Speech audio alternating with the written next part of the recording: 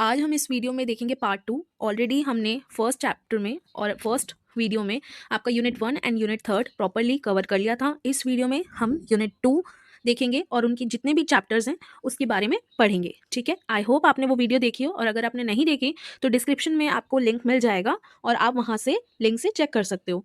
ठीक है, तो आपकी यूनिट सेकंड है भारत के कुछ प्रमुख भक्त और उनके विचार।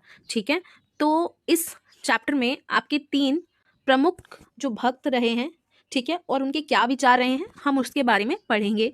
ठीक है, उन्होंने क्या बात करी है भक्ति से रिलेटेड और उनके क्या विचार थे।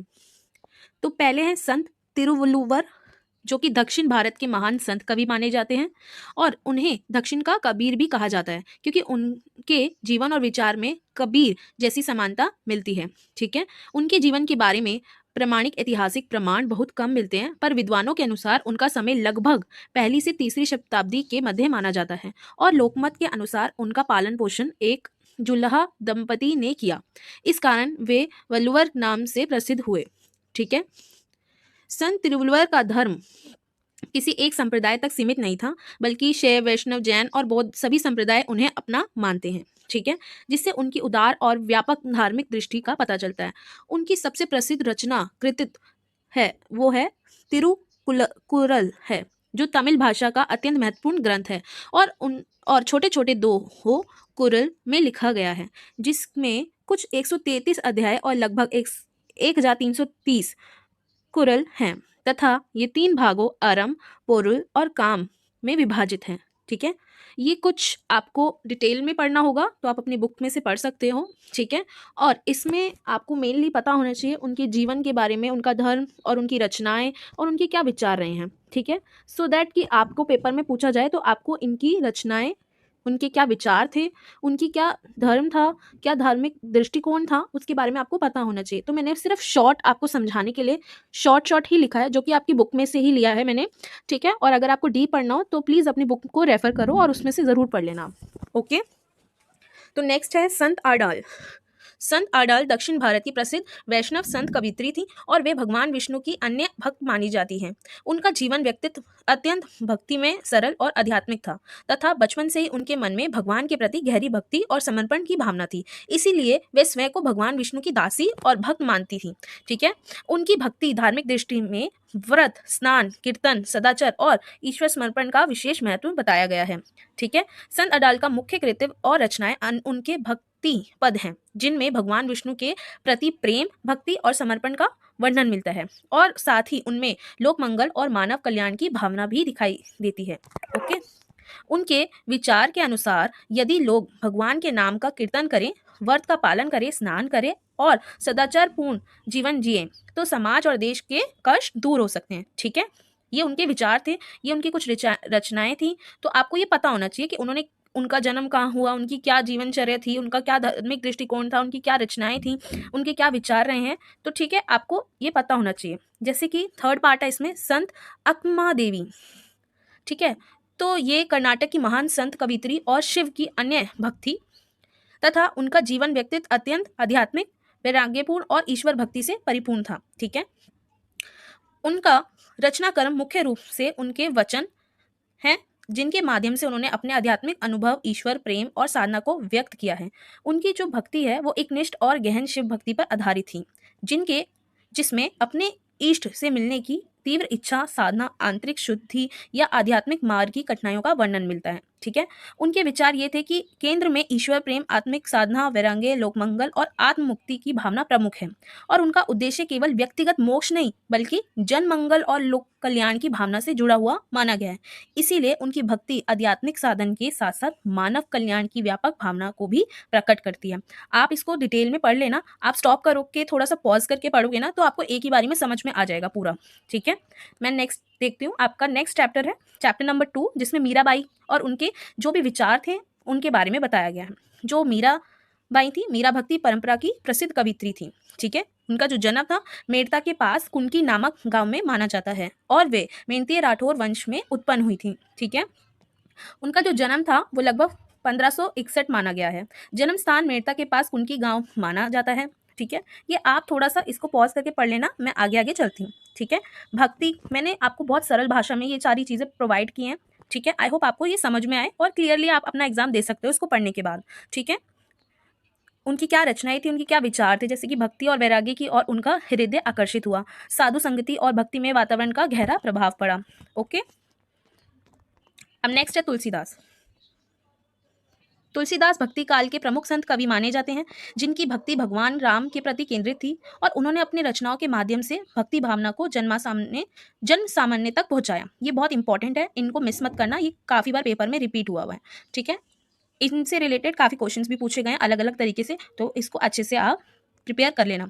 उनके काव्य में सरस और मधुर शब्दावली का प्रयोग मिलता है तथा उनकी भाषा सामान्य लोगों के लिए समझने योग्य रखी गई है। उनका अगर जीवन परिचय देखें तो तुलसीदास भक्तिकाल के संत कवि थे। उनकी रचनाएं जन सामान्य के लिए सरल भाषा में थी। उनकी भक्ति का केंद्र भगवान राम थे। उन्होंने भक्ति को जन सामान्य तक पहुंचाने का कार्य किया है। ठीक है, उनके काव्य में सरल सरस और मधुर शब्दावली का प्रयोग मिलता है। ठीक है, वे सामान्य जन के लिए लिखते थे ताकि लोग आसानी से उसको समझ पाए। ठीक है, विचारों की बात करें तो भाषा को सरल और जन सुलभ बनाने पर बल, भक्ति को आम लोगों तक पहुंचाने की भावना रही। ठीक है, अब हम आपका चैप्टर नंबर है 4। चैप्टर नंबर 4 में हम कबीरदास जी के विचारों के बारे में देखेंगे। तो कबीरदास जी भक्ति काल की ज्ञान मार्गी शाखा के प्रमुख संत माने जाते हैं। उन्होंने निर्गुण निराकार ईश्वर की उपासना की और उन अपने समय में फैली अज्ञानता और अंधविश्वास का क्या किया था, विरोध किया था। ठीक है, उन्होंने हिंदू और मुसलमान दोनों धर्म की कुरीतियां पर प्रहार किया और अपने उपदेशों के लिए तीखी भाषा का प्रयोग किया। ठीक है, जीवन और एवं साहित्यिक परिचय के बारे में देखते हैं। वे निर्गुण भक्ति के प्रतिष्ठ कवि माने जाते हैं। ठीक है, ये कुछ कुछ पॉइंट्स है जो आपको पेपर में ना लिख के अगर आप आओगे तो आपको प्रॉपर्ली आपको अच्छे नंबर मिलेंगे और एक सिस्टमैटिक ऑर्डर में आप आंसर करोगे तो आपको आपके जो नंबर है वो कटेंगे नहीं और आप अच्छा स्कोर कर पाओगे। तो आप इनको पढ़ लेना। और बहुत छोटे छोटे पॉइंट्स हैं जो मैंने बहुत ईजी तरीके से क्रिएट करके आपके सामने लाई हूँ। अगर आपको अच्छी लगे हो तो प्लीज़ अपना फीडबैक ज़रूर देना। ठीक है, आप इसको पढ़ लेना। कबीरदास की भक्ति भावना, निर्गुण भक्ति का स्वरूप, ज्ञान मार्गी भक्ति, आडंबर विरोध भक्ति, सर्वधर्म समभाव की भावना, उपदेशात्मक भक्ति। अगर आप इसके पॉइंट्स को पढ़ लोगे तो आपको अच्छे से समझ आ जाएगा। ठीक है, कबीरदास जी की दार्शनिक विचारधारा, निर्गुण निराकार ईश्वर का सिद्धांत। कबीरदास जी ने निर्गुण निराकार ईश्वर की उपासना की, ईश्वर को निराकार और सर्वव्यापक माना। कबीरदास भक्ति काल की ज्ञान मार्गी शाखा में प्रमुख संत माने जाते थे। ठीक है, उनकी भक्ति ज्ञान और आध्यात्मिक साधना से संबंधित है। उनके समय में समाज अज्ञानता और अंधविश्वास से घिरा हुआ था। उन्होंने क्या किया था, इन कुर्तियों का विरोध किया था। ठीक है, अभी हमने पढ़ा भी ऊपर। उन्होंने क्या किया था, धार्मिक कुर्तियों की आलोचना करें तो हिंदू और मुसलमान दोनों धर्मों की बुराइयों पर प्रहार किया था। ठीक है, जो भी आडंबर और दिखावे होते थे उस समय तो उसका विरोध किया था। वे केवल भक्त ही नहीं थे बल्कि समाज चिंतक भी थे। उन्होंने विचारों में सामाजिक चेतना को स्पष्ट किया। ठीक है, और इसके सबूत भी मिले हैं।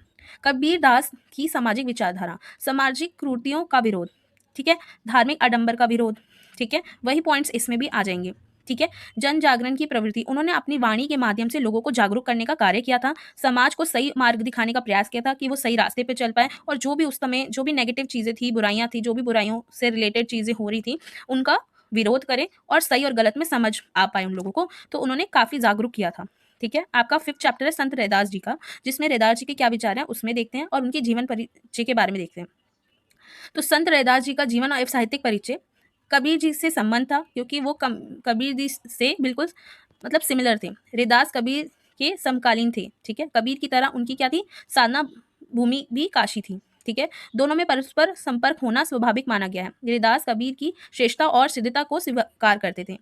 संत कबीर रैदास जी का जो जन्म था वो काशी में हुआ बताया गया है आपकी ये बुक में। ठीक है, 1433 में माना गया है। जन्म से संबंधित एक दोहा भी प्रचलित बताया गया है। आप उसको अपना बुक में पढ़ के मुझे बताना कि वो क्या था। इसी कारण उनका नाम रविदास भी रखा गया था। ठीक है, पारिवारिक परिचय, इनके पिता का नाम संतोष दास था, माताजी का नाम कलसा देवी था, पत्नी का नाम लोना देवी भी बताया गया है। ये सारी चीज़ें आप ही की बुक में बहुत डिटेलिंग में दे रखी है और आपको पॉइंट ऑफ व्यू से मैंने इस तरीके से समझाया कि ये छोटी सी चीज़ में आपको समझ आ जाए और पेपर में आप इसको क्लियरली लिख सको। ठीक है, रैदास जी क्या करते थे, व्यवसाय क्या था उनका। ठीक है, वो जूता बनाने का कार्य करते थे। ठीक है, ये उनका व्यवसाय था। सामाजिक स्थिति क्या थी, रैदास जी का जो जन्म था वो निम्न वर्ग में हुआ था। निम्न जाति में उत्पन्न होकर भी उन्होंने वे उदार विचारों वाले थे। पंडित समाज द्वारा भी इनका खंडन किया जाता था। आत्मकथा है, उनकी क्या आत्मकथाएं थी, ऐसी मेरी जाति विख्यात चमार, हृदय राम गोविंद गुणसार, जाति भी ओछी कर्म भी ओछा, ओछा कसब हमारा। ठीक है।